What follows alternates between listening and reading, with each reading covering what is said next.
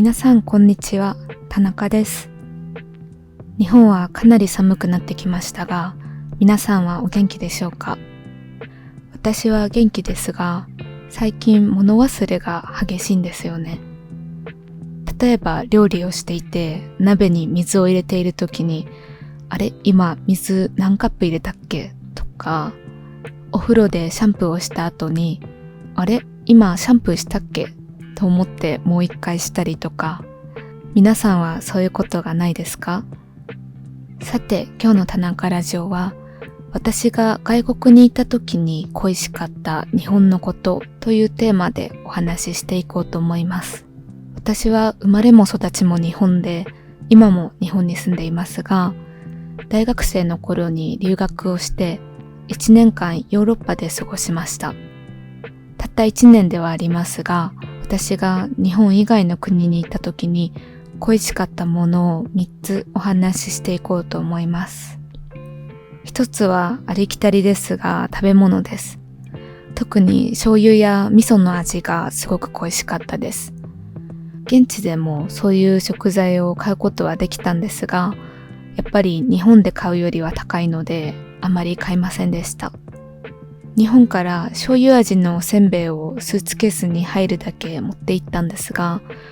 あまりたくさんなかったので大事に大事に食べていました。何か悲しいことがあったりとか、特別なことがあった日とか、ここぞという時だけ食べるようにしていました。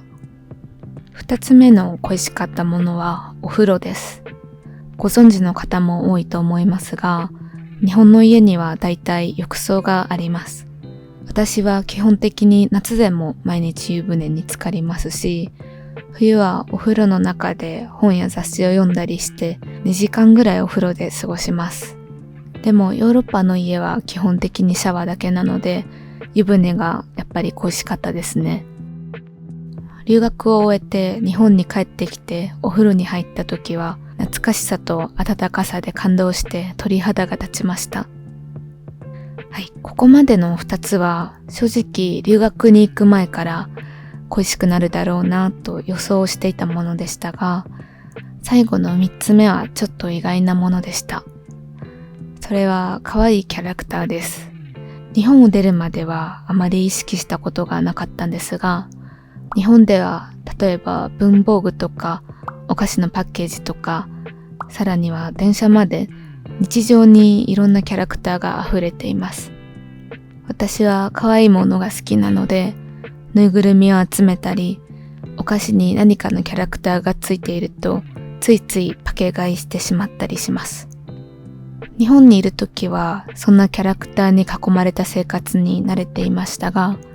留学に行って初めて、そんなキャラクターにいつも何気なく癒されていたんだなぁと実感しました。ということで以上が私が海外にいた時に恋しかった日本のものでした。皆さんは海外にいた時に自分の国のものを恋しくなったことはありますか？よければコメント欄で教えてください。さて今回も今日のエピソードに出てきた単語や表現をいくつかピックアップして PDF を作りました。概要欄のリンクからぜひチェックしてください。第3回田中ラジオの PDF は無料で配布しているので、まだゲットしていない方はまずそちらからダウンロードしてみてくださいね。お便りコーナー。さて、今回も田中ラジオに送っていただいたお便りを少し紹介したいと思います。まず中国のバーシャさん。日本語を学習する上で一番簡単なことと一番難しいことは何だと思いますか？という質問をいただきました。ありがとうございます。いい質問ですね。まず私が個人的に簡単だと思うのは発音だと思います。他の言語に比べると日本語は母音の数も少ないし、あと多少間違った発音をしても意味は通じることが多いと思います。逆に日本人が外国語を勉強するときに発音にはとても苦労します。それで日本語で難しいと思うのはやっぱり漢字ですかね。数もたくさんありますし、一つの漢字に読み方が複数あることが多いので、覚えるのが本当に大変だと思います。でも前々回の田中ラジオでもお話ししたように、日本人も学校でたくさん漢字を勉強するので、日本語学習者の皆さんも諦めずに勉強を続けてほしいなと思います。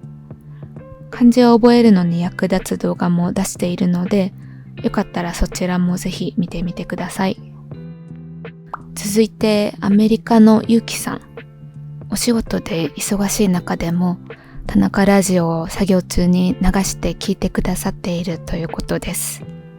いつも聞いてくださりありがとうございます。この田中ラジオのシリーズでは、できるだけ自然な日本語を聞いてもらいたいと思っているので、